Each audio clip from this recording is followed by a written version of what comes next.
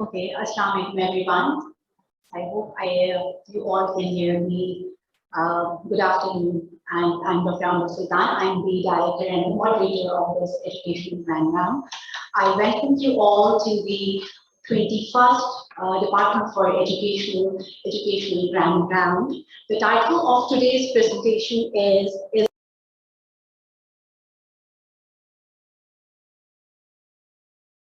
the way forward. The format of today's session is half an hour presentation by Dr. Syed Moin Ali and followed by half an hour of question answer and discussion session. So if you have, because some of the participants, they have joined online. So if you have any queries or questions, please share your questions via the Google form, and the link for the Google form is provided in the chat box. I would like to introduce our speaker, Dr. Syed Moin Ali. Dr. Syed Moin Ali has Masters in Health Professions Education from Maastricht University, Netherlands.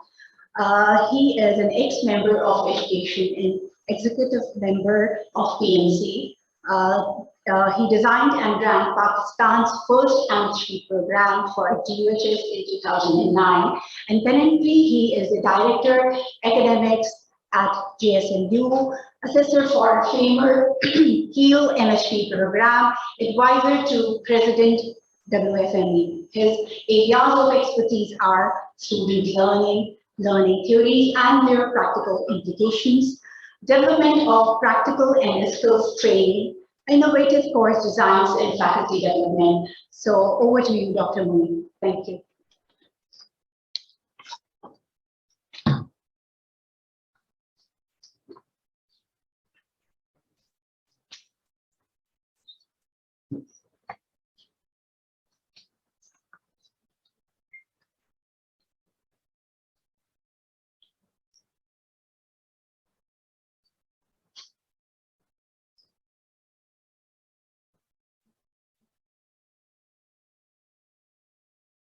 Assalamu alaikum. Thank you. I'd like to thank our Khan University and the Department of Education Development for giving me this chance to come and share my thoughts on something which is pretty close to my heart these days. Whether health professions education is a profession or an occupation, and if it is the latter, then what do we do about it, or should something be done?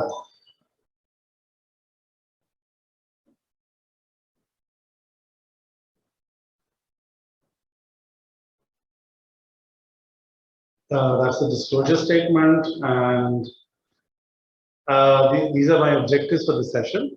That I'd like, hopefully, we'll be able to differentiate among vocation, occupation, and profession, discuss the characteristics of a profession, and analyze where HPE stands vis-a-vis its status as a profession, and talk about future strategies about it.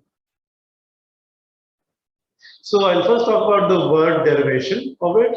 Then I'll talk about the characteristics. I'll talk about three sets of characteristics of a profession. I will differentiate between a customer and a client. Then I'll give my own analysis of the situation, and then we'll have a few exercises, and then at the end we'll talk about strategies. And I'll request you for help in strategy development. So the word profession comes from the word profess, which has a very strong religious background. So the person who joins a so-called profession has to take a vow, that he or she will adhere to the norms, to the standards, to the code of that profession, and he will or she will provide service to the community, and he will adhere to the laws and regulations of that service. So profess comes from the word avow, or to take a vow, and it has a very strong link to what the clergy used to do. And then immediately after the clergy, it was actually the medical profession in which the vow was taken at a very early age in history. So what I did was I looked at the literature, and I think the literature spanned from the 50s to the current literature in 2022. So I categorized it into 3 segments, and I'll show you those. So this is a set of characteristics from the literature from the 50s to the 70s. Now, what they've said is that a profession has to involve service. That's very important. And this is getting cut, I'm sorry. Nothing I can do about it. And it has to have a long period of training, formal training. It's not just informal apprenticeship, but it has to have a long period of formal training. And there has to be a code of ethics, which will be sworn by the person who's entering it. So there is again that vow that is involved in this process.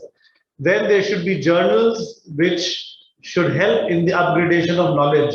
So there's this continuing education, the concept of continuing education that comes in, and the concept of professional development that comes in.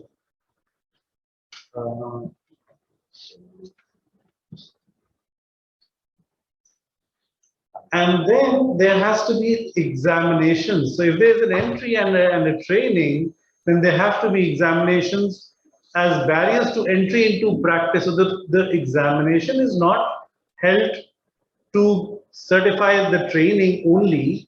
The examination has to certify that this person is fit for practice. So this examination mainly is as an entry into the practice of whatever the profession is. So there's training and there's examination, and then there have to be formal recognized associations of that profession, of that discipline. And these associations, the main purpose of these associations is to provide upgradation of knowledge and skills wherever required. And then one of the laws that came earlier on, that these people should not be allowed to advertise themselves. And that is why you will see that it's not very common for health professions to advertise themselves, because this regulation came much earlier on in the 50s. And then practitioners wear symbolic clothing like robes, or a stethoscope is actually a symbolic set of clothing also. And then the practice has to be limited to members licensed by the association or a certification board. So we'll talk about this last point again in the subsequent slides also, that there has to be certification.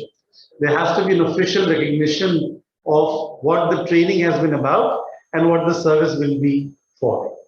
So again, there is service provision to the community. So there is this contract with the community, that I as a professional will serve the community. After a period of training and an examination, the examination helps to enter into the practice. And then there has to be an upgradation of the knowledge by associations, and of course there has to be a certifying body. Then this was from the 50s to the 70s. This is from the literature from 50s to the 70s. Then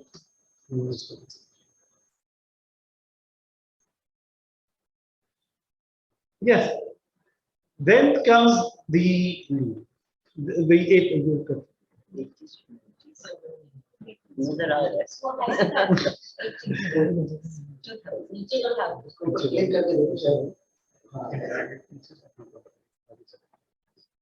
so this is the 80s to the late 90s. One of the things that came up was that there has to be a definition of that profession. So with regard to health professions education, I've heard many people say, I've heard many clinicians say, many basic scientists say, I'm a medical educationist, I've been teaching for the last 30 years. And the first time I heard it, it was a very renowned clinician. And I said, oh my God, what he's saying is so correct. Because he is a medical educationist. He has been giving education to the undergrads and to the postgrads. So in the field of medicine. Yes, and so his claim is technically not wrong at all. And if he is right, then where do I stand? Where do people like myself stand? Am I a medical educationist? Should I call myself a medical educator? But that's just semantics. So a person, a profession, in order to be called a profession, one of the things that has to be there is a clear, agreed upon definition. And the same thing, medical education, my boss, who was a physiologist, said that, you're not a medical education, I'm a medical education. I've been teaching physiology for 40 years. Like, who are you? So I said, yes, boss, you're right. So yeah, there has to be a clear definition. And again, as we said here, in this, that there has to be a long training, a period of long training. Here also, one of the key features of a profession is that there has to be a body of knowledge which has to be mastered, along with the training that goes hand in hand.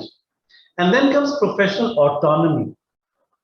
Every profession has to decide what it will do, what its boundaries are, and what it will do within those boundaries. And that is professional autonomy. So, and that autonomy, of course, has to be, number one, agreed upon, it has to be documented, and it has to be accepted at a societal and a government level. So professional autonomy is one of the key features of a profession. Then there has to be a formal organization which controls admissions into the profession. And that organization accredits institutions which are giving training for that discipline. And it sets up and administers disciplinary procedures for those who are not following the rules. And with that, I come to point number 5, which is it has to have its own code of ethics. Its own code of ethics. Surgeons have them, obstetricians have them, geneticists have them. So health professions educationists should also have them. And of course, I'm going back to point number 4, D, that this formal organization has to have the power to expel members who do not follow the code of ethics. Very similar to what happens in medicine, where people's licenses get revoked because of malpractice. So the same thing applies to any profession. It has to be part of any professional development. And last thing, the profession has to have this unwritten contract with society. It provides service to the society. And that service the society must know. So they must know that if they're going to a dentist, what they should expect from that dentist. If they're going to a maxillofacial surgeon, they would not go to a maxillofacial surgeon for a mere toothache. Or if they're going to a physiotherapist, they should not expect the physiotherapist to perform surgery, and so on and so forth. If they're going to a lawyer, corporate lawyer, then they would not go with a divorce case. So, that contract with society has to be explicit. It has to be known from the professional to the society. That's very. And this came about in the 80s. This came about in the 80s and 90s, this set of characteristics of professional organization, professional body, along with, and then they don't deny this set. So it's not that there's a clash. There's more of an evolution that initially we had this. As a matter of fact, the first article I read from the 50s was, and I quoted it at the end, is by an army gentleman. It's about the profession of soldiers. And we know that is one of the oldest professions. So it was written by an army personnel about the profession of soldiers. And then we come to the 2000s, where I can't read the first one, and I've forgotten what it is. Yeah, okay. So, yeah. It's all right. The profession has great responsibility towards society because it's serving that society. And I hope you can see the commonality amongst the various eras. And it is accountable to itself. It is accountable to the organization which controls it. It is accountable to society. So there's a lot of accountability coming with responsibility. And again, that accountability has to be documented. It's really a legal procedure. Again, there's a specialized body of knowledge which has to be mastered, and there's institutional preparation. What they're saying is that institutions have to be ready to administer the courses, to run the courses, to run the training program with people who are experts, with courses that support the service that has to be provided to society. So it's not just theoretical knowledge, it has to, if you are, and since you have to provide service in a profession to society, the training has to match the service that is going to be carried out. And then these institutions have to be prepared to be evaluated, to be regulated by an outside neutral body. Autonomy of the profession is very important. And then they say that professions deal with clients, not with customers. That is very explicitly stated, and I'll come to that. I thought that was a pretty interesting thing. And then they have a direct working relationship with the clients. So there's no proxy person, there's no proxy body, there is no intermediary. So you deal with the people directly. We have to work within the ethical constraints, within the code of ethics that has to be there in the first place.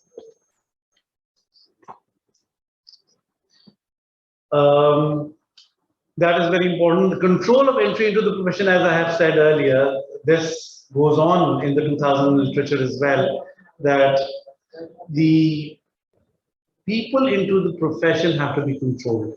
Here, they said that there has to be, if you look at point number 5, examinations as barriers to entry into practice. So the same thing carrying on till now, that there has to be a control of entry into the profession. Not everybody who enters the training should actually be allowed to enter into the practice.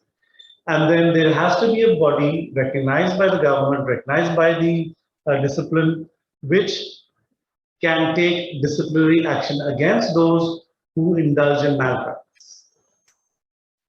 And the jobs and promotions should be merit-based and not based on other criteria. And the merit has to be clearly defined. So let's come to the blue highlighted areas, point 6.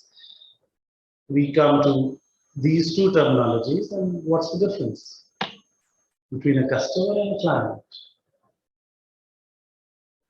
And we're supposed to deal with clients, right? So, any idea what a customer, how do you, what is the commonality between these two? Thank you, services are being provided, yes. Both are at receiving end. Yes, both are at the receiving end. Both pay. Yes, both give money, yes. And by the way, as part of the autonomy, we have the right, any profession has the right to charge. Okay, so it's not pro bono. Does it have something to do with the length of the relationship? All right, so let's see. Number 1, a customer buys things from a shop, whereas a client gets services. He does not buy, a person who's buying a bar of soap is not a client, he's a customer. But if a person comes in for healthcare, for example, he's a client because he's getting services. Or if a person comes in for educational advice, which is paid for, of course, then that person also is a client. So I'd like to, I'm quoting this very brief paragraph from this article of 85. I took it from Ethics, Advertising, and the Definition of a Profession. I'd like you to read this on your own, please. I thought it was pretty amusing.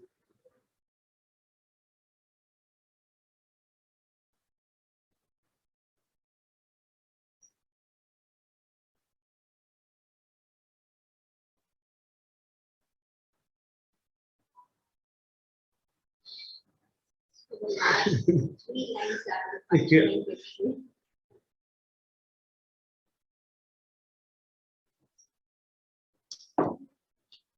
Right? So you've got to be very clear. You've got to be very clear. Yeah.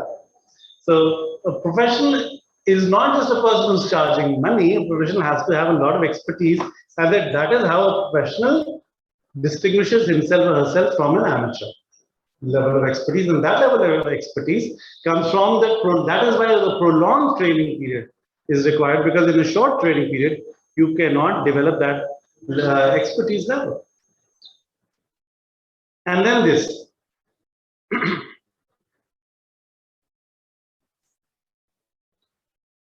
Trustworthiness, very important in it. You have to be able to trust the professional you are doing, or trust the profession itself.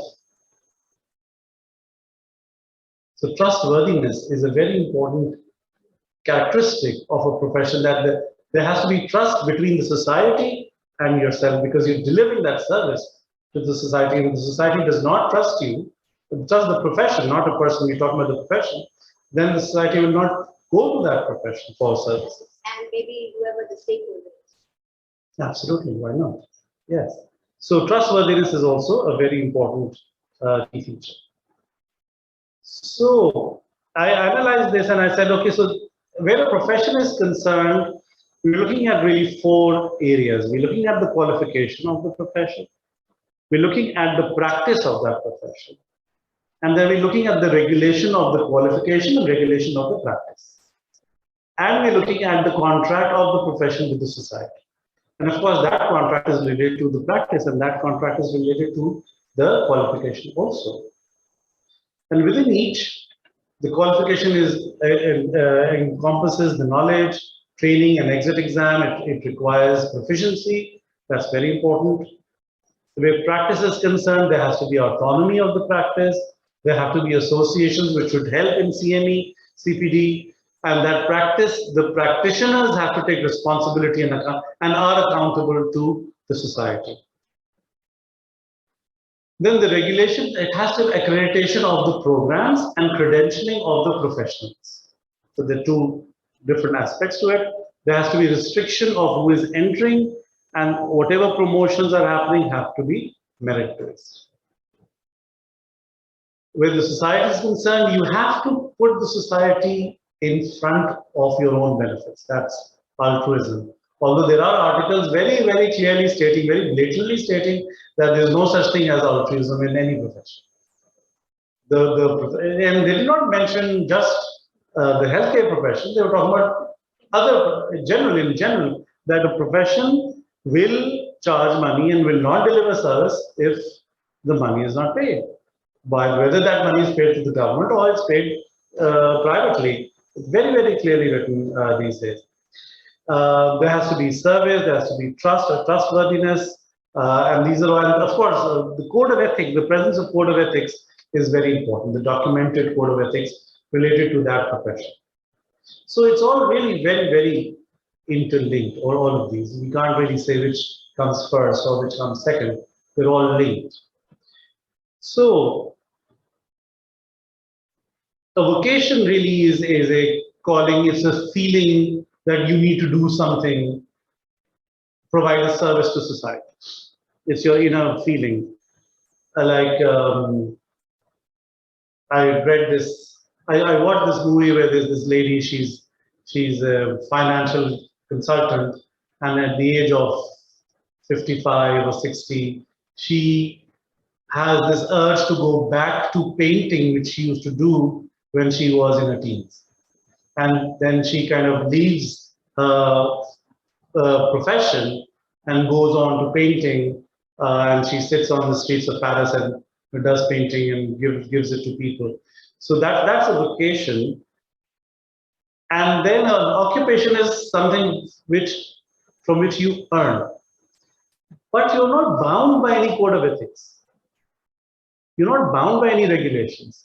And that is why merchants are not professions. Because they don't have that documented code of ethics. They don't have those associations regulating them, their training and their practice. And a profession is a well-defined paid occupation, especially that involves prolonged training, formal qualification, service provision, and regulation. So, which one of these may be a vocation? A. All right. And then occupation. It depends. If the firefighter wants to do this and nothing else in his life, it's a vocation, though he may get paid. True, very true. But let's suppose he's getting paid. He is getting paid. Even though he may get paid. The Most paid probably, doesn't sell most, their yes. paid. These are gray areas, but most probably, what do you feel? C is profession and D is. See, do you think firefighting is regulated? Yes. And there's this Yes. law, Yes. then that's a profession. Yes. Yeah. Training. Yes. Training. True. There's a prolonged training. True. What about B? I don't know what he. That's a judge. That's a judge. Same thing. Looks like an Same anchor. It looks like an Anchor person. anchor person. All right. So I probably couldn't include the hammer. Which you can see there as a slightly, but anyway. Yeah. So, yeah, yes. Then you are right that there are overlaps that can be. I mean, if I don't know, maybe in Japan there is strict regulation about ikebana. Huh. You know, so then that would be a profession as well. So let's analyze health professional education. Do we have a clear definition of health professional education? Why? Do we have that? Agreed upon, documented? Professions education. Sure. Do we have a body of knowledge which has to be mastered? Yes. Yes. Do we have formal training? Yes. Yes, all right. We all know that. Okay. Documented code of ethics for health professional education. No, it's the similar one that is for health professions. Does it fit? Really? The integrated work? Most of it. We can debate that. Expert paid service provision to society? Yes, all right. Again, that's a repetition of number two, I'm sorry. Yes. Yes, can you name the association? Sorry? But the Association for Health Professions Education as such may not be operative here. International? Yeah, internationally. Yeah, of course. Regulations for health professional education? Not yet. Not yet. Not yet. Yeah. Yeah.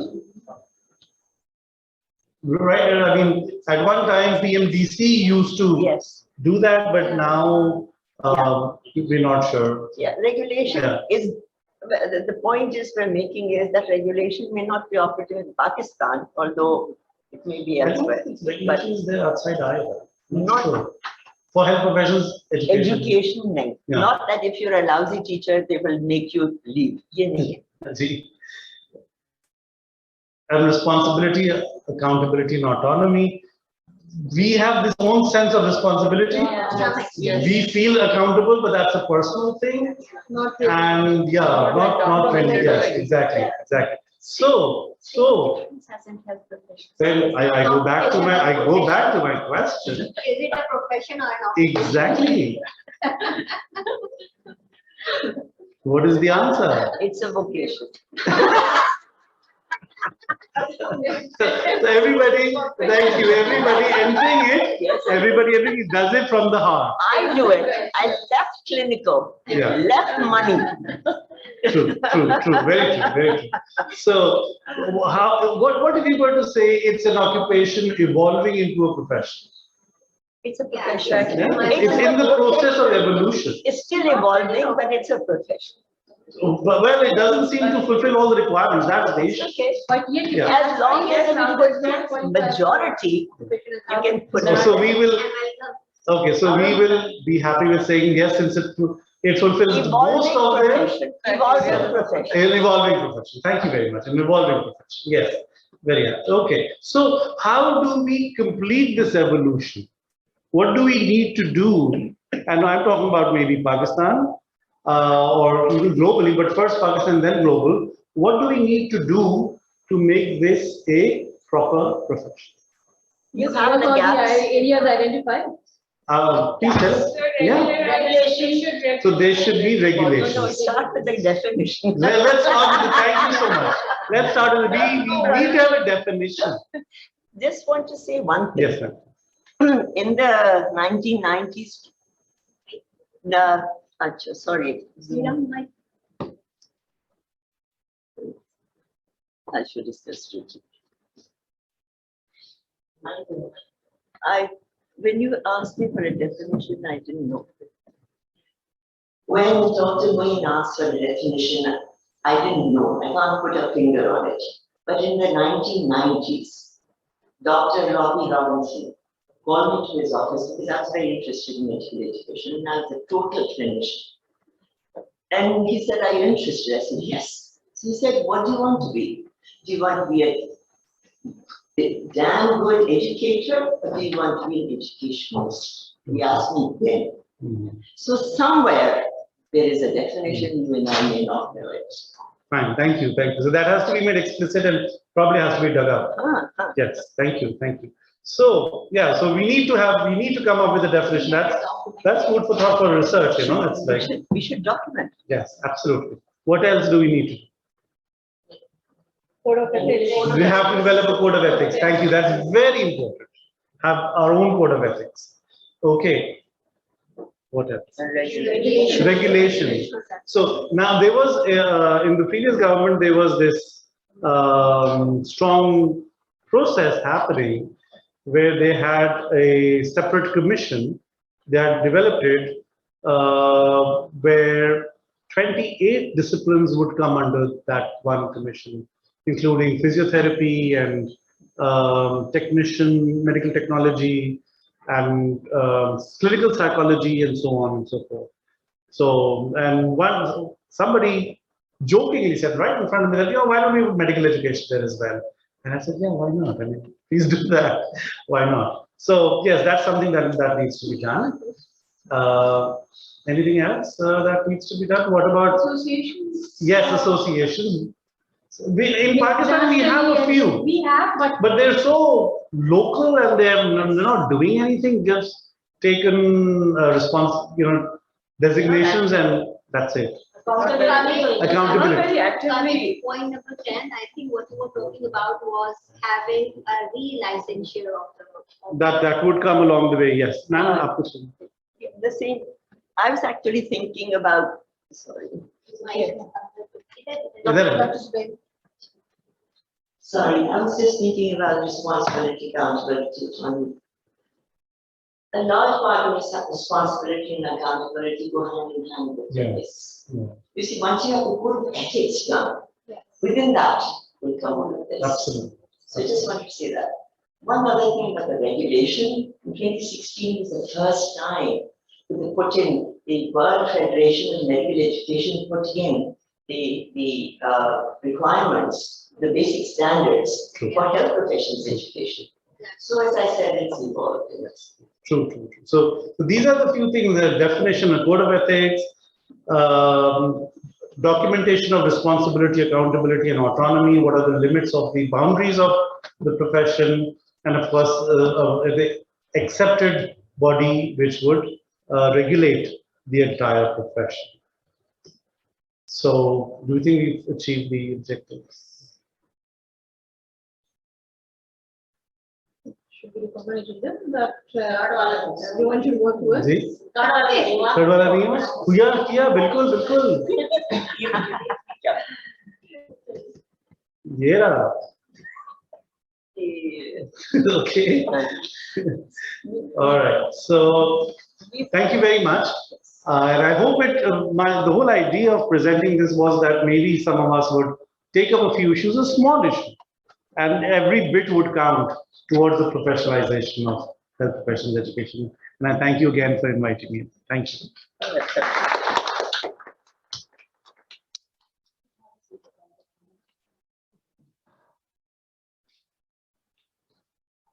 Thank you, Dr. Moin, for such a wonderful presentation. And now we move on to the question, answer, and discussion session. For the panel discussion, we have invited faculty members, and they have expertise in medical education. Our first presenter is Dr. Mohammad Tariq. Dr. Tariq is presently working at the Khan University, Karachi, Pakistan, as Professor of Medicine and Interim Associate Dean Education and Chair Department for Educational Development. And he was awarded IFM Peak International Fellowship in Medical Education by Framework to pursue master's degree in health professions education. He is a fellow of the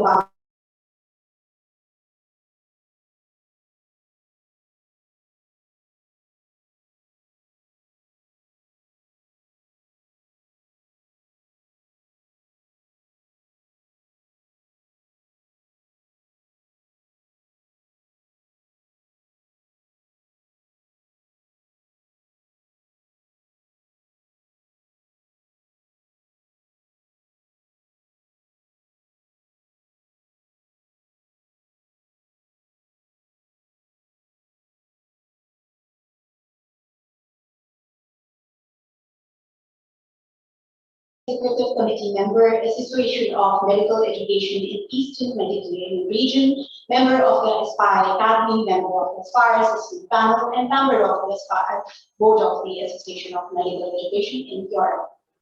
Our third presenter is Dr. Nida Najmi. Dr. Nida, can you hear us? Are you online?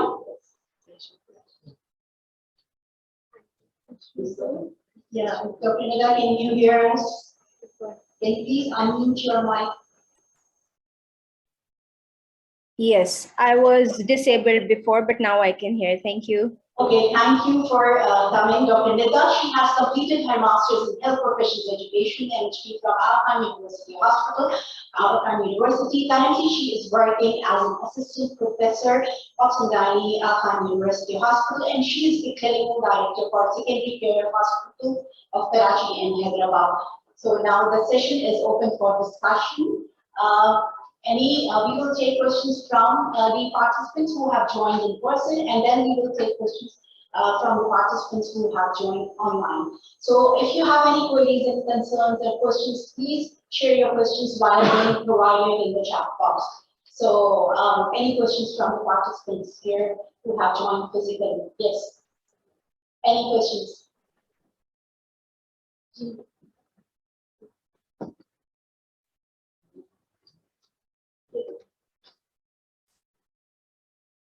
Thank you so much, and thank you, Dr. May, for a wonderful presentation, very interactive and eye-opening as well. For those who are joining online, I'm happy to listen there. I just have a very basic question, and going through your presentation, you said it should be some there should be some guidelines where you can expel members, from this profession and allow the right people to come in. So what do you have in mind how this can happen in health profession education? Because there's no regulatory body, there are no guidelines. So please, your thoughts. I think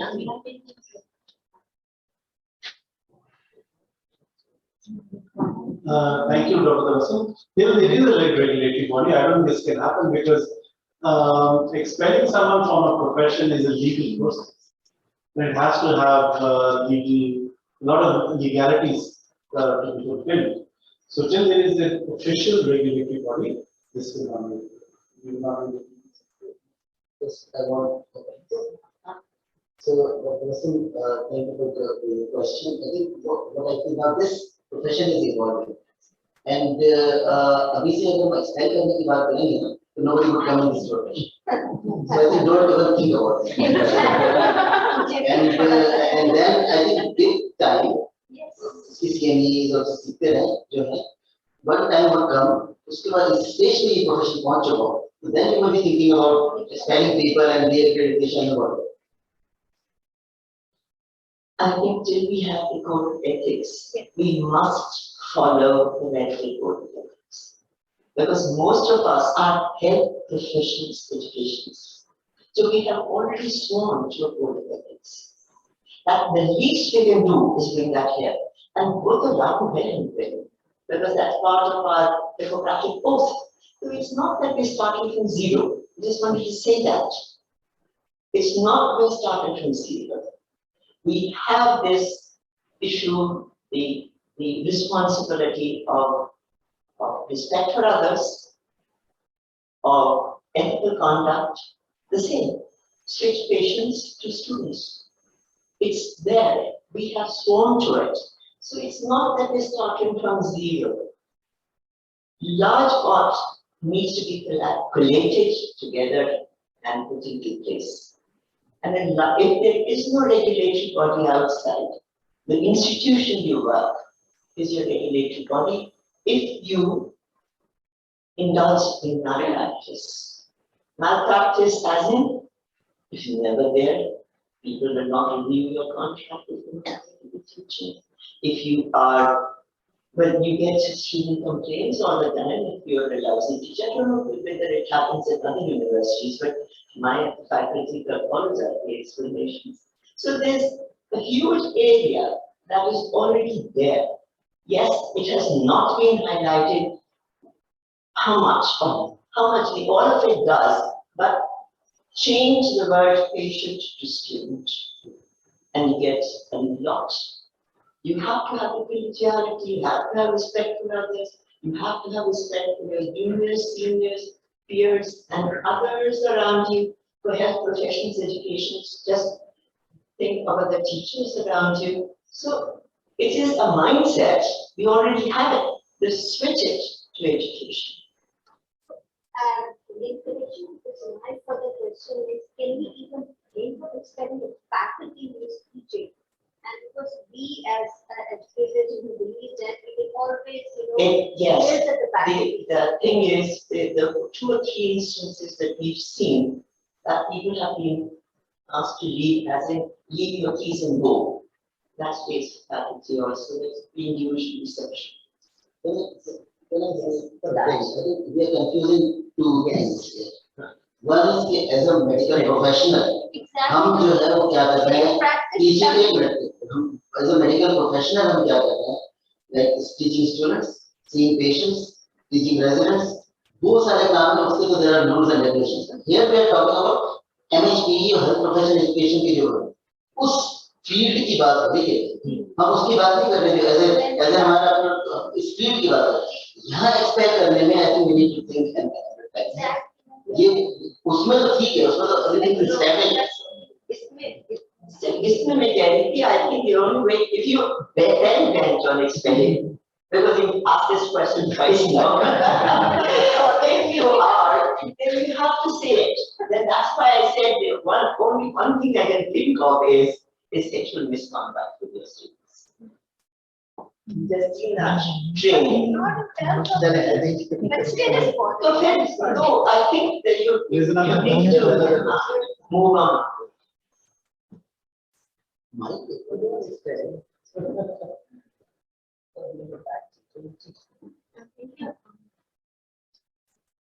Thank you so much, Dr. Moin. It was a wonderful presentation. I just want to ask that we, whatever we talked about, the difference between occupation and profession. So we talked about like in our local setting, or I just want to ask that what's the perception, like what is internationally being done? Like, does it, they do have any regulatory bodies, or they are following the code of ethics? International perspective, I just wanted to ask you that is there any thing which is being done there and not like we are? I know we are not following that, but what's that international perspective?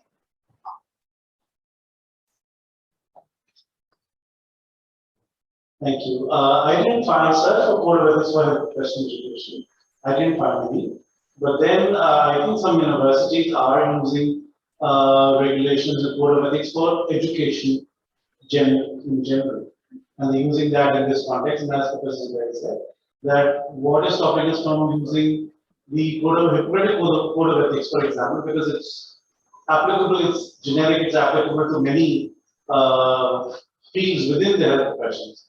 So, but your question, they don't exist outside. This is not a separate one. But if anybody, I mean, you don't teach medical education without an institution. Now, you can be a freelancer, but it's not the same thing, right? Most of the people belong to organizations and educational institutions. And education institutions have a code of ethics. We are all bound by faculty code of ethics at APU. You, I'm sure, will join Jill, right? Yes. You're bound by their code of ethics. So it's not, as I said again, and that is the same for anybody who is a faculty here. It doesn't matter if they're a surgeon, it doesn't matter if they're a medical profession with them, it doesn't matter if they're anatomists or the health profession education. We have the same code of ethics that has to be followed. A code of conduct there, code of dressing there. So there's a huge amount there. You can pluck some things out if you want it, otherwise large part is covered. Okay, so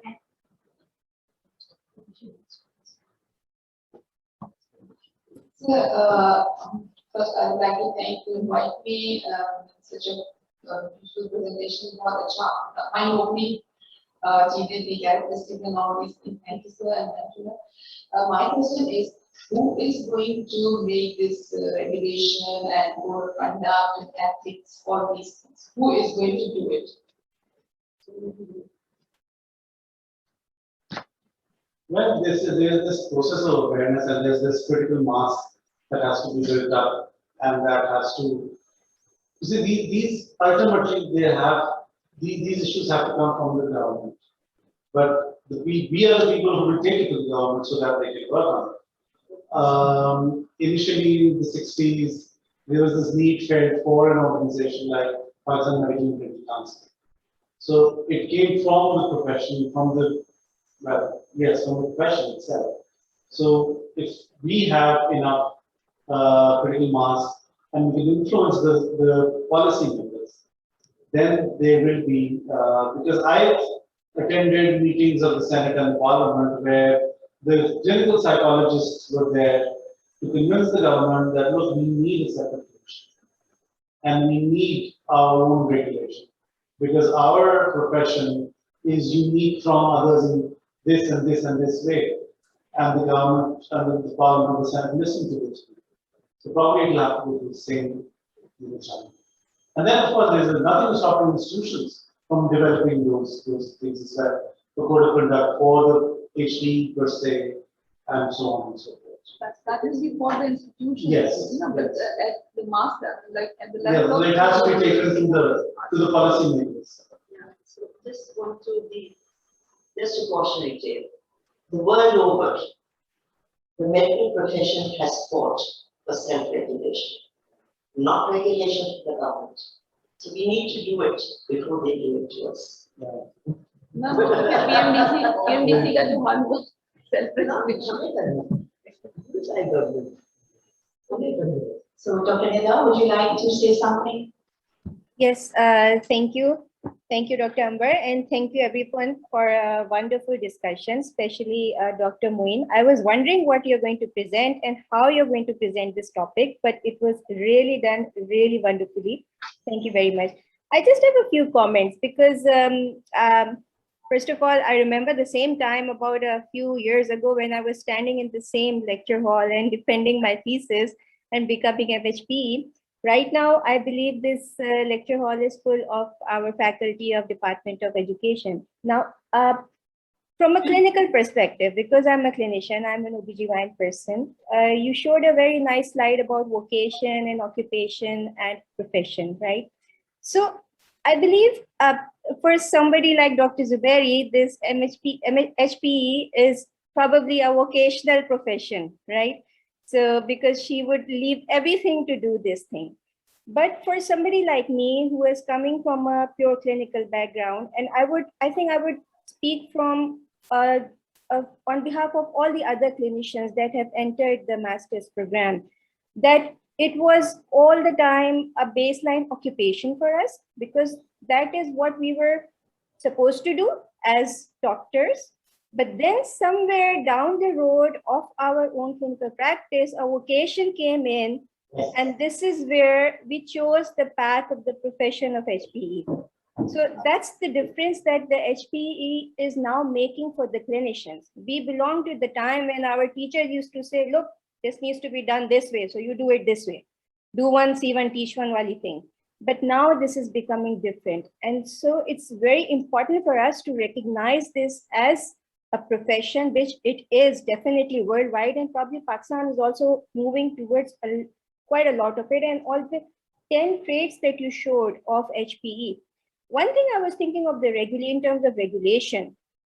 Yes, there should be a regulatory body worldwide and it should be followed, but at the level of institution, every single institution can start with it.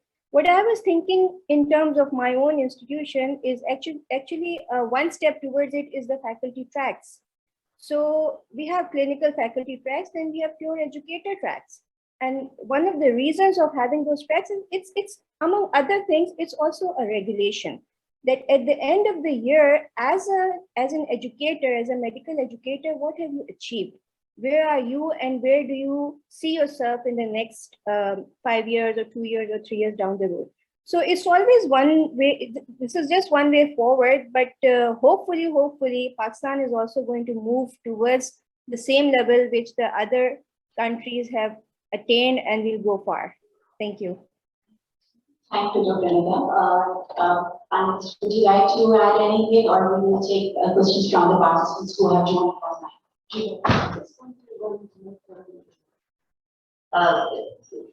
Very well said, Nida. But I think each one of you as a vocation has taken this on as a vocation. You take a salary cut to be able to do it. You take time off from your clinicals to do it. Dr. Tariq is here. All right, leave alone the clinicians. Everybody who has joined this with a fire burning in their belly, including Moeen right here, this is a vocation. Yeah. As well. Okay, so we can take 2-3 questions from the participants who have joined online. One of the participants has asked how to give justice to primary field of specialty and also balance medical education related responsibilities in a workplace. Jane.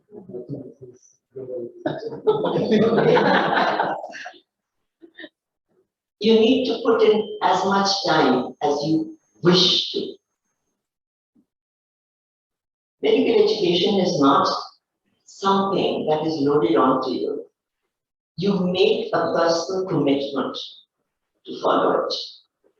So as much as you can, not ignoring that you have to take a paycheck home, not ignoring that you have to look after your family and your patients, but as much as you wish to. Yes, I spend a lot of time doing it. I said 10 o'clock at night, people do patient care, I did medical education, but so did Tariq. Any clinician who does it will have to do some of it on their own time. It's a given. So it is as much as you wish for. It is one of those things that you go home thinking, goodness, I never want to go back to it. The next morning you get up and you're full of energy and do it again.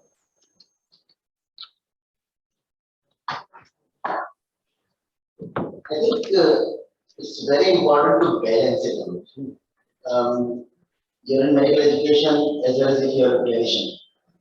I think sometimes overwhelming clinical services affects you and you do not get time. But if you try enjoying things, medical education, apply all those things you have learned in medical education to your clinical practice. So you become good teachers, students भी खुश होते हैं, residents भी खुश होते हैं, आप अपनी service भी provide कर रहे होते हैं, education भी कर रहे होते हैं और balance भी कर रहे होते हैं आपको. So I think it's from inside and so you need to balance things. Sometimes you put extra time, जैसे डॉक्टर भाई ने कहा रात 10 बजे जा रहे हैं, तो मैं भी रात 9 बजे क्लिनिक खत्म करके जा रहा हूँ घर में, लेकिन the thing is sometimes because of education we delay the clinic, maybe starting at 4 o'clock instead of 2 o'clock. So I think ये balance करना पड़ता है, लेकिन it's the interest from inside which I think pays off and I think balance करना is one of the most important things. You can reduce your clinical work, you can reduce your education work, उसको करके balance और जैसे निदा ने कहा था regarding tracks जो हमारे पास service education and clinical and research tracks develop हुए हैं, so in the implementation of the tracks in its true manner, I think उस पर बहुत सारा काम करने की जरूरत है. अगर 70% clinical है, 30% education and research है, तो are these faculty members providing 30% of education and research or not? और या है 70% of clinical and they are providing 90% of the clinical work. तो उसके लिए टाइम नहीं मिलता, तो सर्विस एजुकेशन बैलेंस नहीं हो पाता. So I think there is a real need of how this can be regulated. I think regulation का issue इस केस में काफी हद तक भी आता है. I think from making everybody to agree कि ये service tracks, clinical tracks, educational tracks, I think उनको कैसे further improve करना है, but at least that work is started, and I think that's we are in the right direction. Thank you. I just want to emphasize something that Dr. Professor Parekh just said. Teaching or educating is not just in a classroom. The most important component is the role modeling, and that only happens in the workplace. So I think we were leaving that out and thinking that stand-up HP is only stand-up lecture, tutoring. No. This is how you behave amongst your team, with the student, with the patient, in its setting. And that's what health professions education is, right? We want to develop health professionals. So role modeling is one of the most important, the strongest way of communicating ideals, behaviors, and skills. So that is so well said. Thank you. There's one more question. I think it was discussed in the presentation, but one of the participants has asked. My question is about the differentiation between vocation and profession.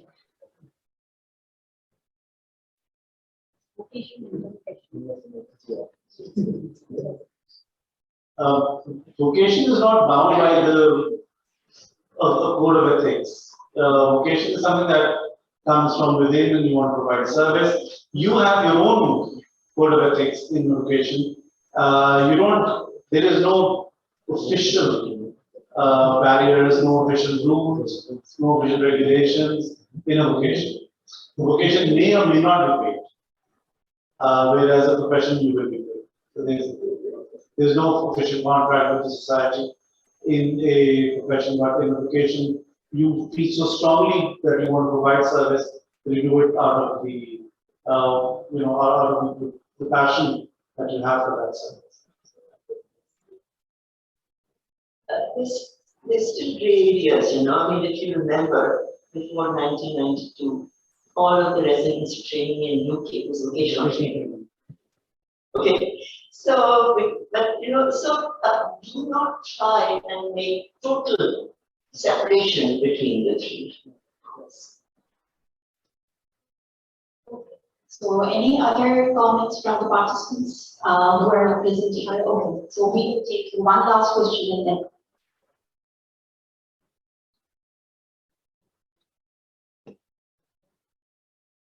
Assalamualaikum everyone.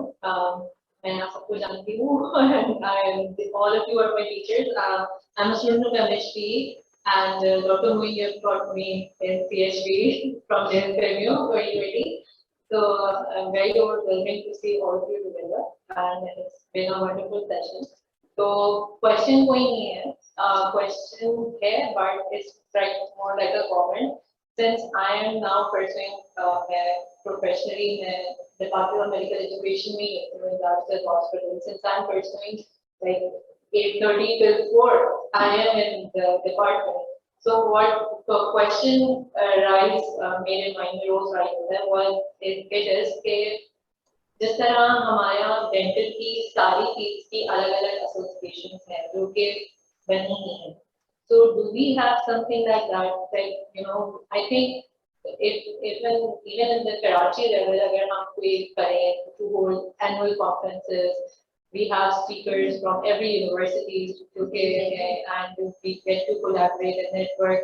तो बहुत अच्छा हो जाएगा and we get to know more and to meet people from the same field. That's, do we have something like that? Yeah, Yes. Because we have, yes. दो तीन बनी है कि तुम कोई कोई next level very actively. There's an ICME, the whole national and international conferences. There's an association for excellence in medical education, which I think was very much ISRA University dependent. And Dr. Bosser, and we also participated. I think it is high time that we actually did not let it become university dependent and reawakened it. I think that's the thing. The second thing is, as far as the HPE is concerned, I think there was a step forward, and I wish Dr. Bosser was here, she would tell us, in making it. I remember she held a whole symposium on getting together and making an association of the MHP people herself in Lahore. In Lahore. So while we were during one of the AME conferences, so there was an element, I don't know what happened to that, but it's a great comment. It's a great comment, well done. For this, we conclude this session. Thank you, our speaker, panelists, Dr. Mohammed Tariq, Dr. Zubairi, Dr. Nida. Dr. Nida, any last comment? Would you like to? Yes, just for all those MHP students who are sitting there, you can all do it because you have the passion in you, and that is why you're all there. Yes. There you go. We are doing it very well. We are quite satisfied with what we are doing. Okay, thank you so much. Thank you. And I would request Dr. Tariq to please give this bouquet as a token. Sorry.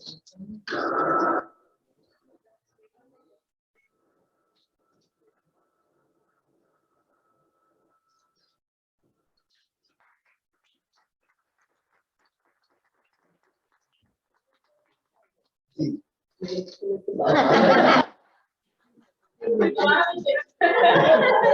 on.